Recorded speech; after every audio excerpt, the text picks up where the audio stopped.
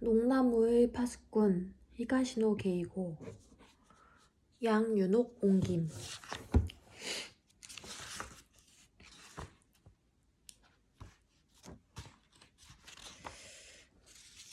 1장 절그렁절그렁 낡은 방울에 걸맞은 탁한 소리가 들려왔다. 레이토는 게임을 멈추고 스마트폰 액정 화면 귀퉁이로 시선을 옮겼다. 거기 적힌 시간은 오후 10시를 5분쯤 지난 참이었다. 게임을 종료하고 스마트폰은 장모의 품속에 밀어넣고 천천히 목을 돌렸다. 두두둑 마른 소리가 났다. 시간이 남아 잠깐 심심풀이로 시작했던 게 그새 20분 넘게 몰입해버렸다. 역시 게임은 무섭다. 자리에서 일어나 바로 옆 창문의 커튼을 조금만 젖혔다. 틈새로 바깥을 내다보니 은은한 불이 켜진 석등록 옆에 점퍼 차림의 체격 좋은 남자가 혼자 서 있었다. 짧은 머리에 험상궂은 얼굴이다. 나이는 50대 중반 정도일까? 레이토는 토방에서 운동화를 신고 준비해둔 작은 종이봉투를 집어들고 미닫이 문을 열며 종무소를 나섰다. 밖에 서 있는 남자는 레이토의 얼굴을 보자 하는 표정을 보였다. 사지 도시아키 님이십니까? 레이토가 물었다. 그렇긴 한데. 레이토는 머리를 숙였다. 안녕하십니까? 오시느라 수고하셨습니다. 사지는 품평이라도 하는 듯한 눈빛으로 레이토를 보았다. 아, 새로운 사람? 그렇습니다. 이번 달부터 농나무 파수를 하게 된 나오이라고 합니다. 잘 부탁드립니다. 야나 기사씨에게서 얘기는 들었어. 한 집안 사람이라던데 조카예요. 아, 그렇군. 이름을 다시 한번. 나오이 레이토라고 합니다. 나오이 기억해두지. 레이토를 지극히 바라보는 사지의 눈에는 호기심이 담겨 있었다. 아직 젊은 놈이 무슨 사정이 있어서 이런 일을 물려받게 되었는지 궁금했던 것이리라.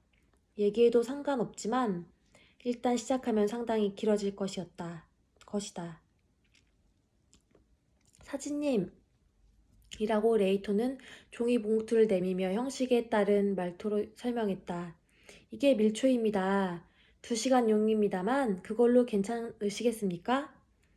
응, 자정쯤에는 끝날 거니까. 항상 그랬어. 성냥은 갖고 계십니까? 그렇지, 갖고 왔어. 그러시면 촛불을 켜고 끄실 때 부디 불단속에 유념해 주십시오. 알아. 하도 많이 들어서. 죄송합니다.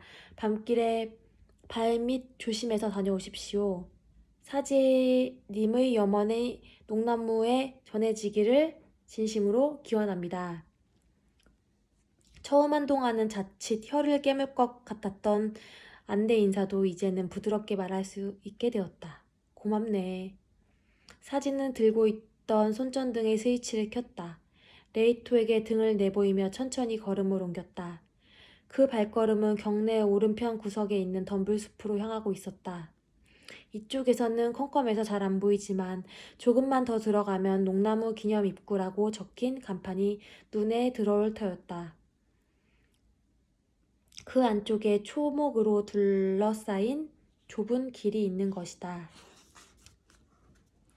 레이토는 종무소로 돌아와 손전등을 챙겨 들고 벽에 기대 세워둔 파이프 의자는 옆구리에 끼고 다시 밖으로 나왔다. 입구 앞에 의자를 놓고 앉으려는 순간 시야 끝에서 뭔가 움직였다. 흠칫해서 그쪽으로 시선을 던졌다. 경내 가장자리에 덤불 사이로 회색의 뭔가가 움직이고 있었다. 떠돌이 고양이 같은 건 아니고 그보다 훨씬 더 크다. 명백히 사람 그림자 같았다. 희끗희끗 불빛이 함께 움직이는 걸 보면 펜라이트인지 뭔지로 발밑을 비추면서 이동하는 모양이다. 이런 시간에 대체 누굴까? 설마 좀도둑일 리는 없다. 경내에 돈이 될 만한 물건이라고는 하나도 없다. 신사라고는 해도 그저 명색뿐, 세전함조차 내놓지 않은 것이다. 레이토는 손전등 스위치는 켜지 않고 발소리가 나지 않게 조심조심 다가갔다. 사람 그림자는 사지가 자취를 감춘 근처, 즉 농나무 기념 입구 바로 앞에서 안쪽의 상황을 살펴보듯이 발을 멈추고 있었다. 희꾸무레한 파카를 입은 뒷모습은 몸짓이 자그마했다. 등 뒤를 경계하는 기색은 없었다. 거기 뭡니까? 레이토는 말을 건네면서 손전등의 스위치를 켰다. 자그마한 몸짓의 사람. 그림자가 헉소리를 흘리며 움찔 몸을 젖혔다. 머뭇머뭇 돌아본 사람은 여자였다. 작은 얼굴이지만 큼직한 눈이 인상적이었다. 손전등 불빛에 눈이 부시듯 손바닥을 얼굴 앞에 대고 있었다. 누구야? 레이토는 손전등 불빛의 방향을 조금 내렸다. 거기서 뭐하고 있어? 젊은 여자는 뭔가 말하려는 듯 숨을 들이쉬었다. 하지만 말은 나오지 않았다. 사지 씨와 아는 사람? 레이토가 재차 물었다. 여자는 얼어붙은 듯 우뚝 선 채었다. 이 시간에 그 안쪽은 마음대로 들어가면 안 돼요. 기념을 할 거라면 사전에 예약을. 레이토가 거기까지 말했을 때 그녀는 아무 말 없이 도망치듯 종종 걸음을 쳤다.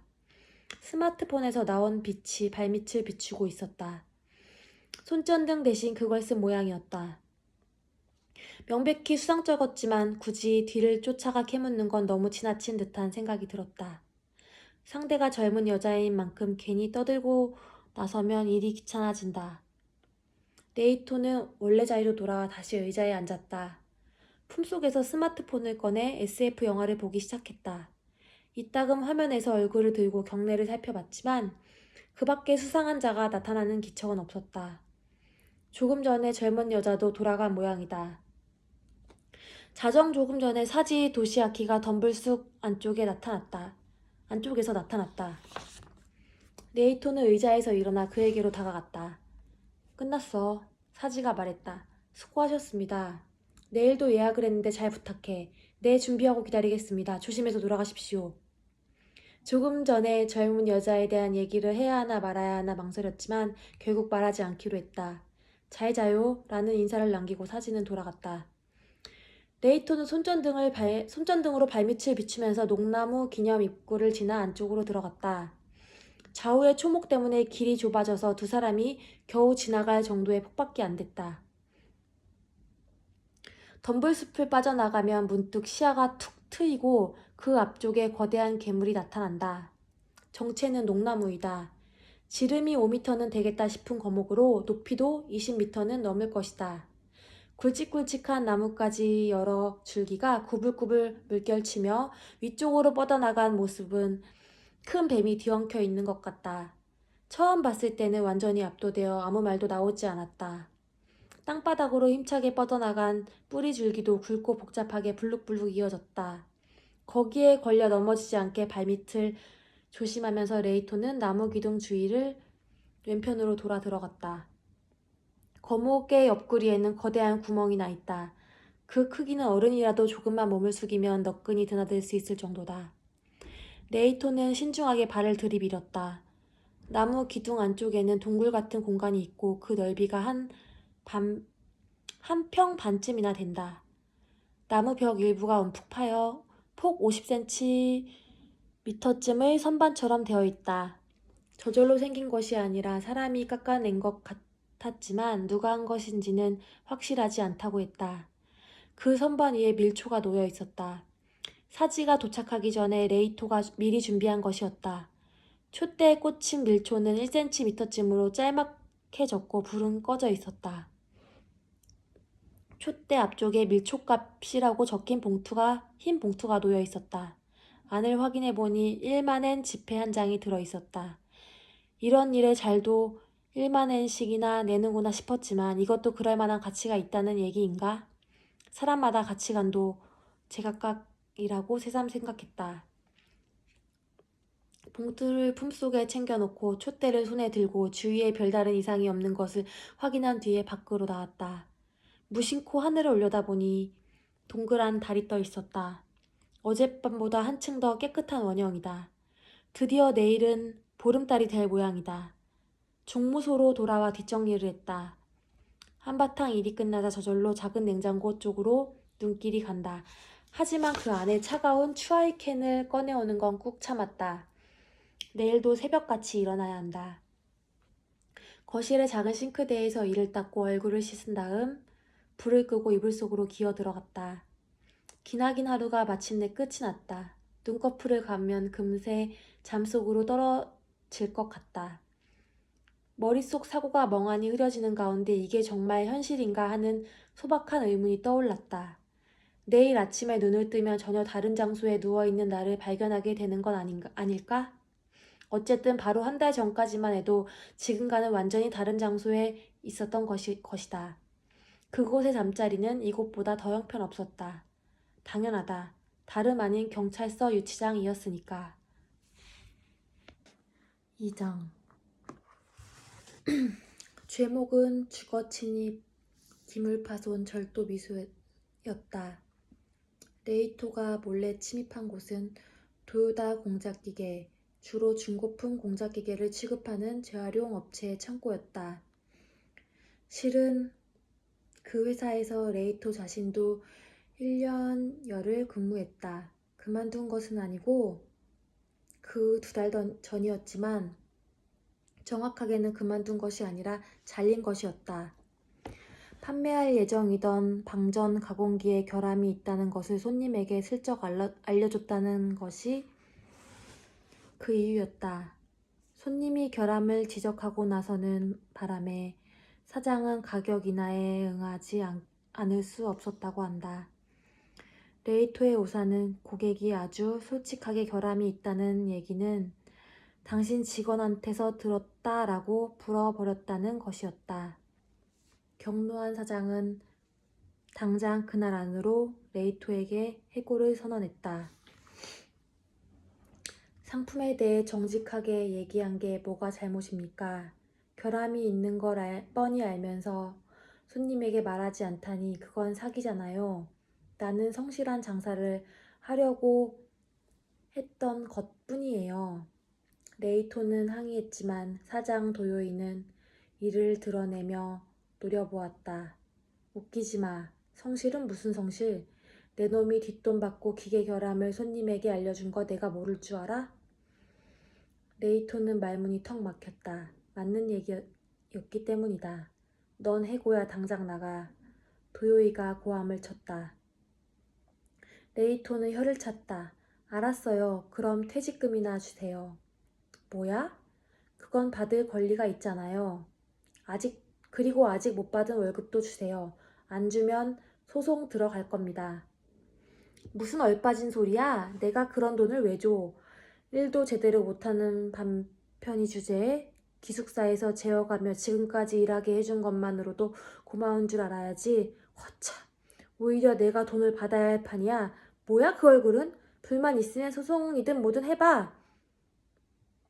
도요이가 고함을 지르면서 큼직한 스패너를 휘둘렀기 때문에 레이토는 도망치듯이 사무실을 뛰쳐나왔다. 결국 그 길로 직장을 잃었다. 사원 기숙사라고 해봤자 2평 반짜리 단칸방이지만 거기서도 나오지 않으면 안 되었다. 저축해둔 돈 따위 있을 리가 없어서 그 즉시 생활이 힘들어졌다. PC방을 전전하며 친구들이 소개해준 단기 아르바이트 등으로 겨우겨우 먹고 살았지만 휴대전화 요금을 내기도 빠듯해서 결국 끼니도 제대로 챙길 수 없게 되었다. 이러다가는 길바닥에서 죽겠다고 초조해하던 참에 도요다 공작기계의 후배에게서 귀가 솔깃한 얘기를 들었다. 도요의 사장이 최근에 폐업한 공장에서 기계 하나를 사들였다는 것이다. 레이더 변이계라는 기계인데 신품이라면 200만 엔이 넘는 물건이다. 하지만 이 기계를 판 사람이 갑작스레 사망한 사장의 부인으로 중고 기계 시세에 깜깜한 아마추어였다.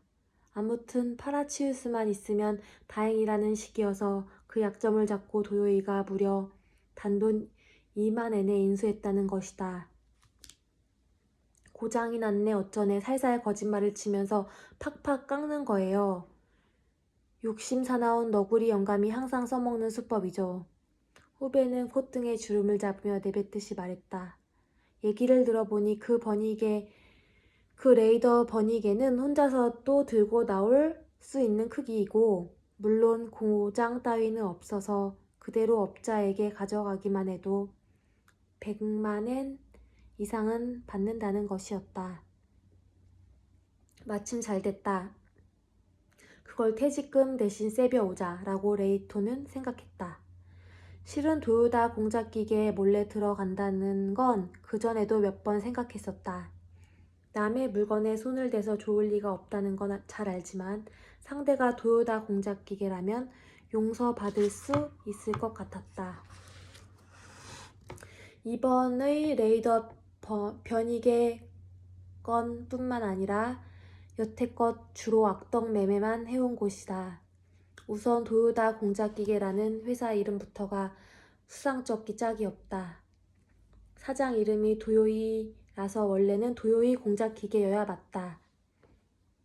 굳이 도요다라고 한 것은 대기업 자동차 회사 도요타의 관련 기업이라고 거래처에서 착각해주면 수지 맞는 장사라는 꿍꿍이 때문이었던 게 틀림없다.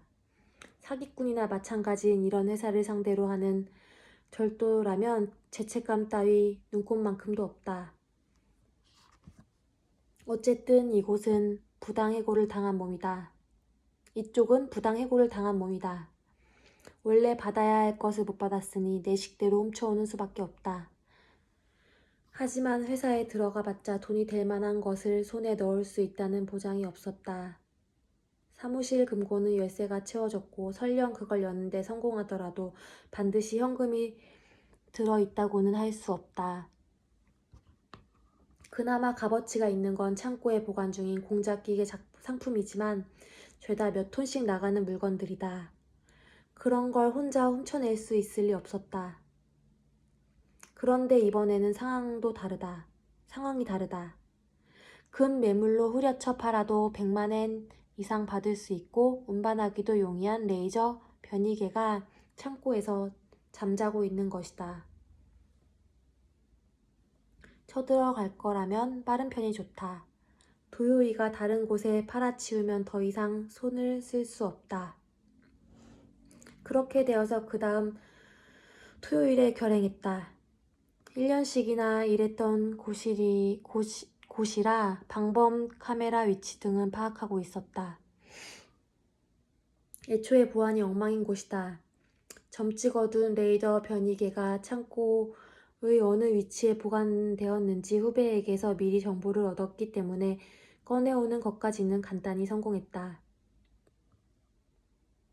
하지만 나오는 참에 뜻밖의 사고가 발생했다. 창고를 드나드는 데는 후배가 빌려준 여벌 열쇠를 사용했지만 범인이 창문으로 침입한 것처럼 하기 위해 유리창을 깨놓기로 했다. 그런데 망치로 유리창을 내리친 순간 경보음이 요란하게 울리기 시작한 것이다. 저 자린고비 사장이 그런 것을 달아뒀을 줄은 생각도 못했다. 귀가 찢어질 듯 큰 소리가 울리는 바람에 허둥지둥 자전거를 타고 도망쳤다. 너무 서두르다 짐칸에 실었던 레이더 변이개가 바닥에 떨어졌지만 그걸 다시 주워올 여유는 없었다. 죽도록 고생만 하고 얻은 건 하나도 없는 밤이 되어버렸지만 체포될 일은 없을 거라고 안심하고 있었다. 장갑도 꼈고 방범 카메라에도 찍히지 않았다는 자신감이 있었다. 그런데 다음날 아침 둥지로 삼고 있던 PC방을 나서자마자 형사들이 둘러싸고 임의 동행을 요구했다. 후배가 실토했다. 라는 말을 듣고는 일찌감치 포기했다. 속이려고 해봤자 쓸데없다는 생각에 취조실에서 모든 것을 솔직하게 털어놓았다. 말도 안 되는 이유로 회사에서 잘린 데다 밀린 월급과 퇴직금도 받지 못했기 때문에 내내 원망을 품고 있었다는 것 등을 구구절절히 설명했다. 치조관은 다소 딱하게 생각해 주었다. 하지만 진술 조서에 참작해줄 정도는 아니었던 모양이다. 신속하게 검찰로 넘어가고 기소를 기다리는 처지가 되었다. 이제 끝났구나. 이대로 교도소행이구나. 하지만 어차피 살 곳도 없고 마침 잘된 건가라고 하려던 참에 생각지도 못한 일이 일어났다. 변호사라는 인물이 접견을 하러 온 것이다. 레이토 할머니의 의뢰를 받았다 라고 말한 모양이다. 아닌 게 아니라 레이토에게는 흠이라는 할머니가 있다. 경찰을 따라오기 전에 전화를 걸어 체포될 것 같다고 간단히 알려주었던 것이다. 고등학교 졸업 때까지 함께 살았던 유일한 혈육으로 갑작스럽게 연락이 안 되면 걱정할 것 같아서 연락했었다. 다만 후미가 도와줄 거라는 생각은 털끝만큼도 하지 않았다. 78살의 할머니는 에도가와구의 헐어 빠진 단독주택에서 혼자 근근히 살아가고 있다. 세상 물정에도 어두워서 보이스피싱 같은 것에 걸렸다가는 단박에 넘어가 버릴 만큼 착한 성품이다. 레이토가 전화했을 때도 체포라는 말만 듣고도 전화기 너머에서 어쩔 줄을 모르고 있었다. 그런 할머니가 변호사에게 의뢰를 할 만큼의 지혜나 인맥이 있다고는 생각되지 않았다. 접견실 아크릴판 너머에서 기다리는 사람은 갸름한 얼굴에 검은테 안경을 쓴 남자였다. 백발머리라는 것만으로 레이토에게는 상당한 노인으로 보였지만 실제 나이가 어떤지는 분명치 않았다. 몸에 걸친 정장 양복이 꽤 고급품이라는 건 옷감의 광택으로 알았다. 나오이 레이토인가? 남자가 의자에서 일어나 한 걸음 다가왔다. 네, 그런데요. 인사드리지. 나는 이런 사람이야. 그렇게 말하면서 명함을 내보였다. 변호사라는 직함 아래 이와모토 요시노리라고 이름이 찍혀 있었다. 우리 할머니 부탁으로 오신 거예요? 레이토가 물었다. 응, 일단 그런 걸로 해뒀어. 그러는데 자네도 당황스럽지 않을 것 같아서. 이와모토는 뒤로 물러나 다시 파이프 의자에 앉았다. 실제로는 누가 부탁했는데요? 그건 말할 수 없어. 백발의 변호사가 다리를 꼬아 얹으며 말했다. 의뢰인과의 약속에 따라 지금 이 시점에서는 밝히지 못해. 내 입으로는 말할 수 없다라고 하는 게 좋을까? 레이토는 미간에 주름을 잡았다. 뭡니까 그게? 무슨 말이에요? 그게 의뢰인의 희망이야. 변호사는 의뢰인의 지시에 따르지 않으면 안 돼. 머지않아 알게 될 날이 오겠지만 그때까지는 비밀로 해두라는 얘기였어. 레이토는 생각을 굴렸다. 대체 누가 이 변호사에게 의뢰한 것인가? 아는 이들의 얼굴을 몇 명 떠올려 봤지만 이런 일을 해줄 만한 사람은 하나도 없었다. 의뢰인이 자네에게 전해달라는 말이 있어. 이와모토는 들고 있던 노트를 펼쳤다. 잘 들어 읽어줄 테니까. 나오이 레이토에게 만일 자유의 몸이 되기를 원한다면 모든 것을 이와모토 변호사에게 맡겨라. 이와모토 변호사에게 맡기면 분명 일이 잘 풀릴 것이다. 그리고 무사히 석방되었을 때는 신속히 나를 찾아오도록 하라. 너에게 명할 것이 있다. 그 지시에 따르겠다면 이번 건의 변호사 비용은 전액 지불하겠다. 의뢰인 노 변호사는 노트에서 얼굴을 들었다. 의뢰인의 전원은 이상이야. 레이토는 무릎에 얹은 두 손이 주먹으로 변해 있었다. 대체 뭡니까? 의뢰인이 나에게 명하겠다는 게. 그건 물어보지 않았어. 이와모토는 퉁명스럽게 말했다. 나는 의뢰인에게서 메시지를 받아왔을 뿐이야. 어떻게 할 건가? 나에게 대응을 맡기겠나? 맡겨준다면 의뢰인이 여기에 적어준 것처럼 자네가 석방될 수 있도록 힘을 써보겠네만. 레이토는 당황스러워서 한참을 망설였다. 아무리 생각해도 이건 뭔가 으스스한 얘기다. 의뢰인이 정체불명이라는 것만으로도 충분히 수상한데 변호사 비용과 맞바꿔 그쪽의 명에 따르지 않으면 안 된다니 그야말로 위험한 냄새를 풍풍 풍기는 얘기다. 하지만 이 제의에 응하지 않으면 어떻게 되는가? 기소된다면 거의 틀림없이 유죄 판결이 나올 것이고 거기에 집행유예가 붙는다는 보장은 아무것도 없다. 교도소에 들어간다면 몇 년 정도나 살게 될까? 의뢰인이 레이토에게 명하겠다는 것은 대체 뭔가? 범죄와 관련된 것일까? 누군가를 살해해라 라는 식의 얘기라면 어떻게 해야 하는가? 좀도둑 제목을 삭제하기 위해 살인범이 되다니 이렇게 수지가 안 맞는 얘기도 없을 것이다. 어떻게 하겠느냐고 변호사가 다시 물었다. 가능하면 빨리 대답을 듣고 싶네만. 아, 저기 레이토는 손끝으로 관자놀이를 긁었다. 제가 직접 선생님께 변호를 부탁할 경우 그 비용은 어느 정도나 되나요? 이와모토는 슥 턱을 치켜들었다. 이 의뢰인에게 기대지 않고 자네가 직접 변호사 비용을 내겠다고? 그런 방법도 있지 않나 해서요. 없어. 예? 그런 방법은 없어. 나 역시 상대를 고를 권리가 있으니까. 변호사 비용을 회수할 전망이 없는 일을 받을 생각은 없어. 그렇게 나오시겠다는 건가? 하지만 자신이 이와모토 입장이라도 똑같이 대답했을 거라고 레이토는 생각했다. 이제 슬슬 결단을 내려주는 게 어떨까? 나도 바쁜 몸이라서 이와모토가 재촉했다. 동전 있어요? 레이토가 물었다. 동전? 어떤 것이든 좋아요. 10엔짜리든 100엔짜리든 저거 하면 1엔짜리라도. 유아모토는 품속에서 가죽 지갑을 꺼냈다. 동전 포켓을 들여다보더니 100엔 동전을 집어냈다. 이걸로 어떻게 하려고? 위로 휙 던져서 레이토는 던지는 신용을 하고 이렇게 두 손으로 받아주세요. 라면서 오른손을 아래로 하고 두 손바닥을 맞댔다. 아, 동전 던지기? 망설여질 때는 항상 그렇게 하거든요. 그걸로 잘 풀릴 확률은? 레이토는 고개를 갸우뚱했다. 반반?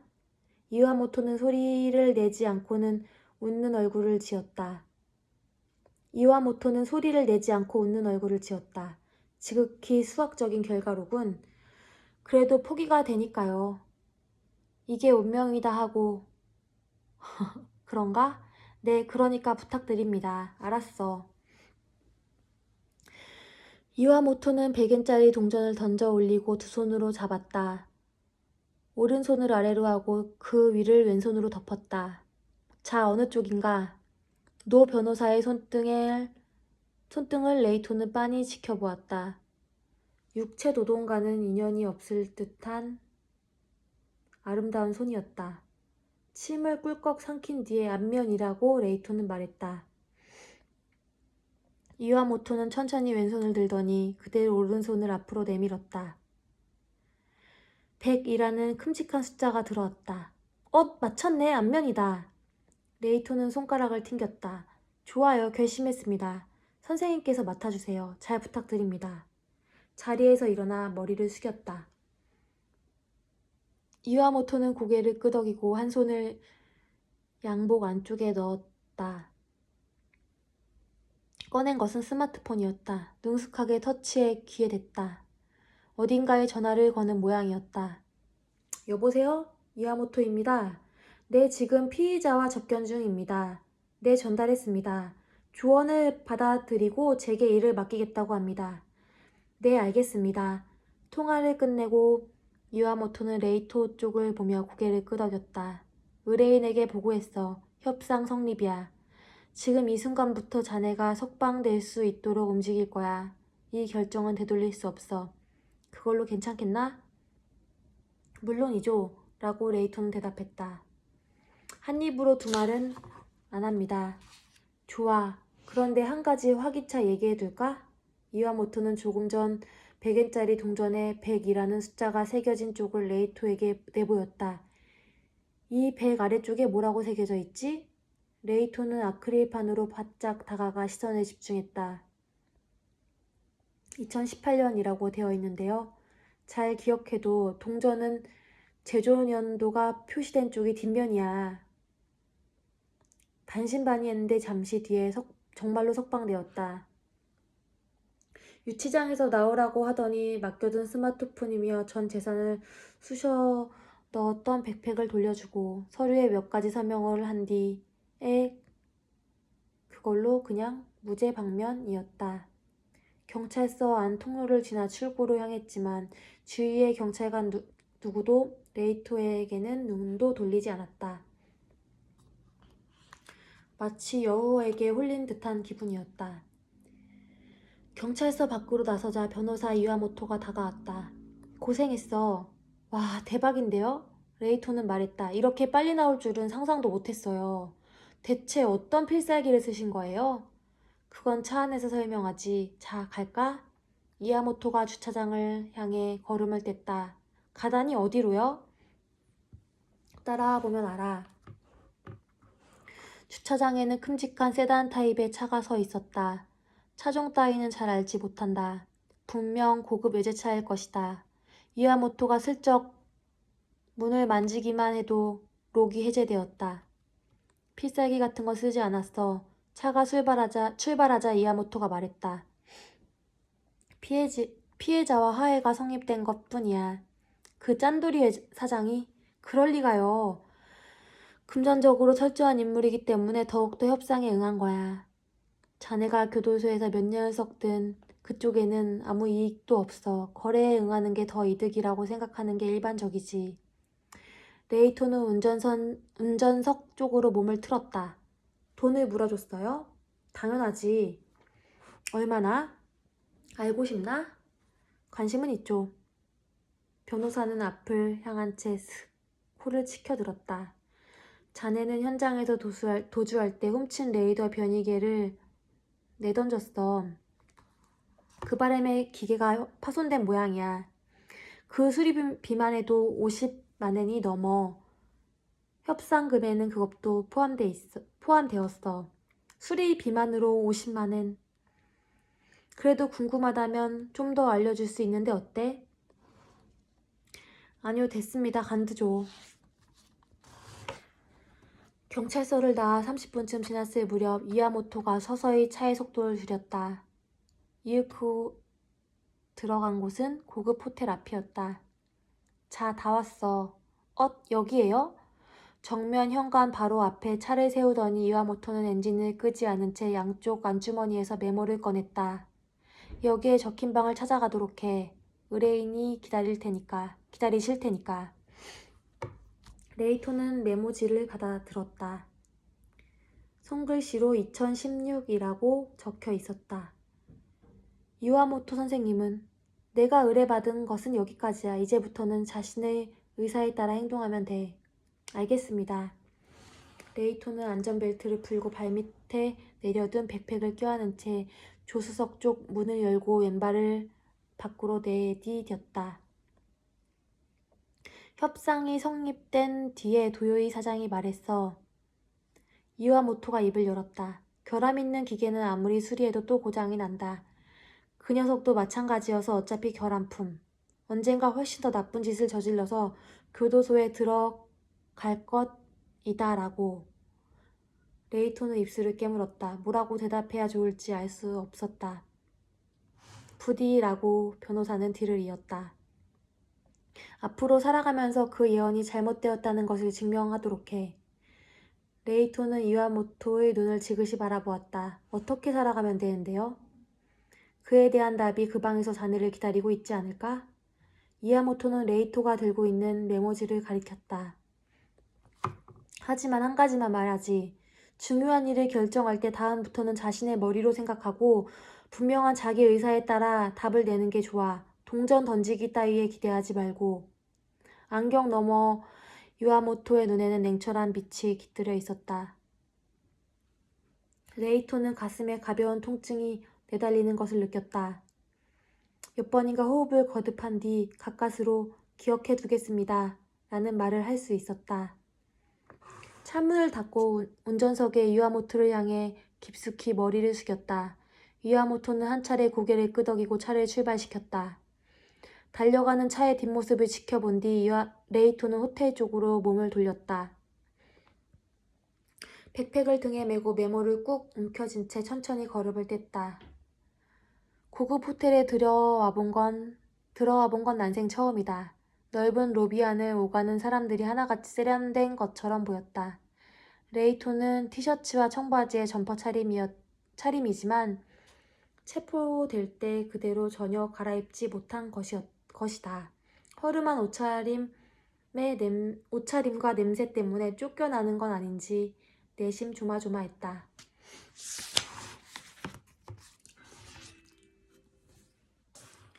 모자를 쓴 젊은 남자 직원이 빠른 걸음으로 다가왔다. 역시 한 소리 하려는 건가 바짝 긴장하고 있었더니 숙박 고객님이십니까? 짐을 옮겨 드릴까요? 라고 말했다. 아니요, 숙박하는 거 아닌데요.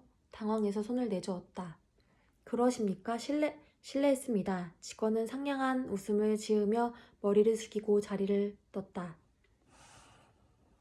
그 뒤로는 누군가 불러 세우는 일도 없이 무사히 엘리베이터에 탈 수 있었다. 2016호실이라면 20층일 것이다. 버튼을 누르고 심호흡을 거듭했다. 이런 특이한 공간에서 자신을 기다리는 의뢰인은 누구인가? 대체 어떤 일을 명하려는 것인가? 엘리베이터가 20층에 도착했다. 레이토는 양쪽으로 방이 줄줄이 이어진 복도를 걸어가면서 헛기침을 2차례 했다. 고급 호텔은 바닥 소재도 좋은지 발소리가 전혀 나지 않았다. 이윽고 2016호실 앞에 섰다. 짙은 갈색 문은 어딘가 또 다른 세계로 연결된 입구처럼 보였다. 레이토는 침을 꿀꺽 삼키고 문 옆에 달린 차인벨 버튼을 눌렀다. 몇 초 뒤 달깍하고 잠금이 풀리는 소리가 나면서 천천히 문이 열렸다. 레이토는 숨을 멈췄다. 나타난 사람은 여자였다. 나이는 60을 조금 넘긴 정도일까? 키는 그 나이대 치고는 큰 편인지도 모른다. 하얀 블라우스 위에 회색 겉옷을 걸치고 있었다. 쇼트커트의 머리는 밤색이다. 어디선가 만난 적이 있는 듯한 느낌이 들었지만 잘 생각이 나지 않았다.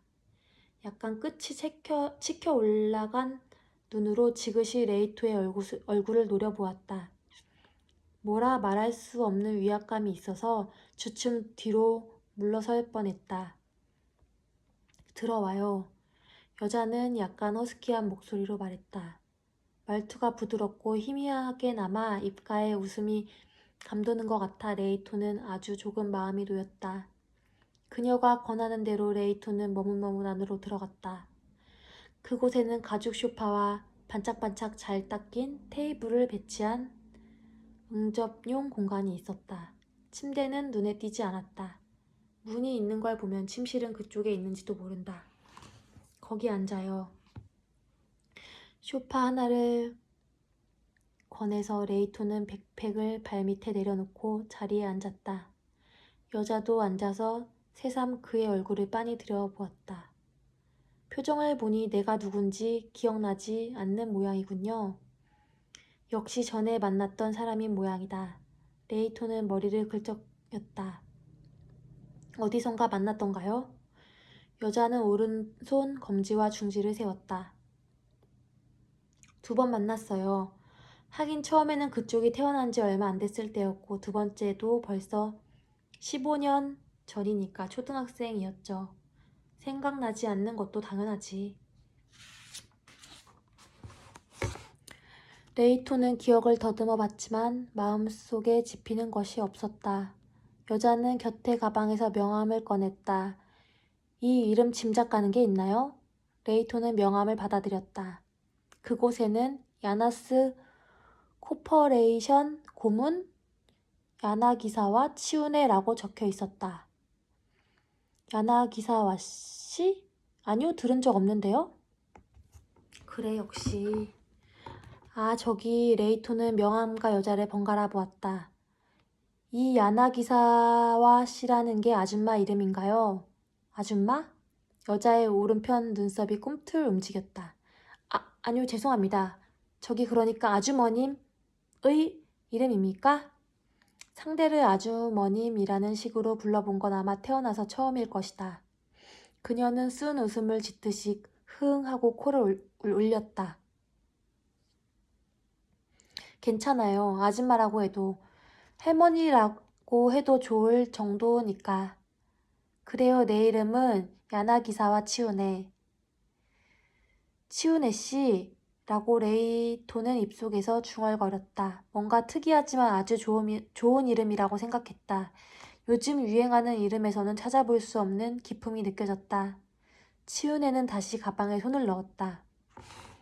다음에 꺼낸 것은 봉투였다. 그것을 레이토 앞에 놓았다.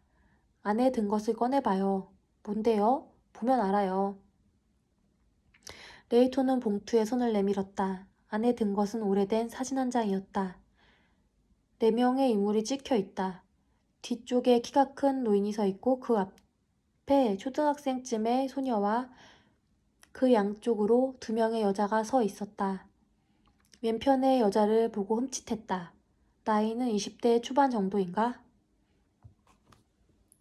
레이토는 시선을 사진에서 치우네의 얼굴로 옮겼다.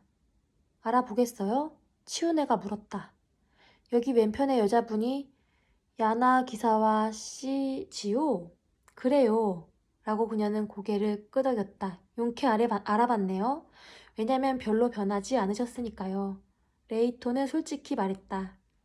고마워요. 공치사도 할 줄 아는군요. 레이토는 당황스러웠다. 그런 게 아니라고 반론을 하려고 했지만 그 전에 오른쪽 여자는 누군지 알겠어요? 라는 질문이 날아왔다. 레이토는 사진으로 시선을 되돌렸다. 오른쪽 여자는 기모노 차림이고 치우네보다 좀 더 나이가 들었다. 그래봤자 30대 중반쯤인가? 이목구비가 뚜렷해서 상당한 미인이라고 생각했지만 찬찬히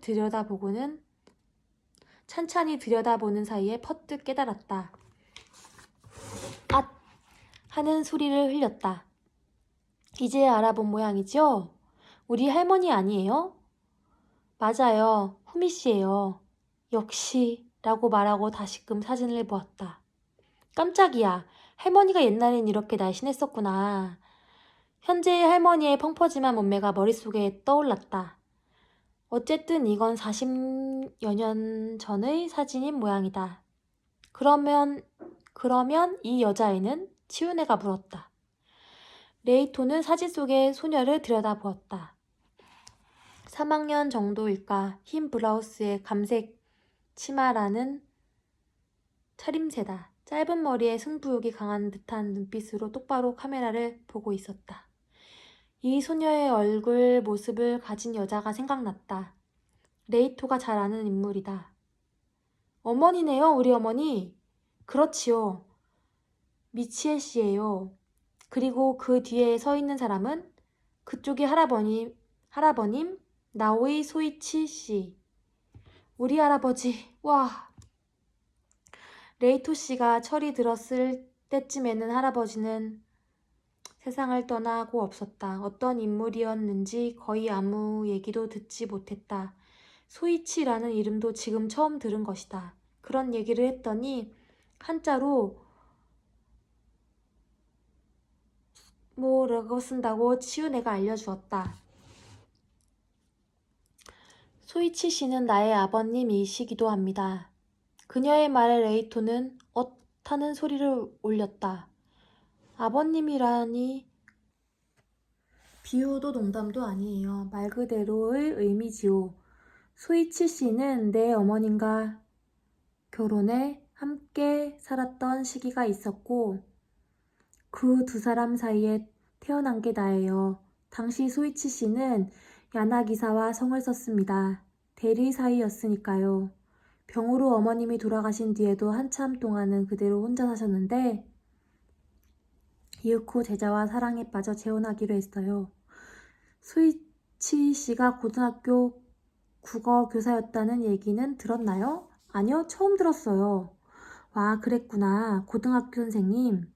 별로 실감나지 않는 얘기였지만 방금 들은 치훈애의 말을 되새겨 보다가 멈칫했다. 제자와 사랑에 빠져서 재혼을? 혹시 그 제자가 우리 할머니? 맞아요. 두 사람의 나이 차이는 22살. 레이톤은 사진 속의 후미를 찬찬히 들여다보았다. 오, 제법이었네, 우리 할머니. 후미 씨와 재혼할 때 소이치 씨는 성을 원래 나오이로 다시 바꾸셨어요. 그런 거였구나. 그렇다면? 레이톤은 크게 숨을 들이쉬고 치우네의 얼굴을 새삼스럽게 빤히 보았다. 그렇죠. 노부인은 온화한 웃음을 띠며 등을 꼿꼿이 세우고 턱을 끄덕였다. 나는 그쪽 어머님 미치에 씨의 언니예요. 이복 자매이지만 아까 나한테 아줌마라고 했는데 실은 그쪽의 손이 이모입니다. 레이톤은 멈추고 있던 숨을 토해냈다. 사진을 테이블에 내려놓고 방금 들은 이야기를 머릿속에 정리했다.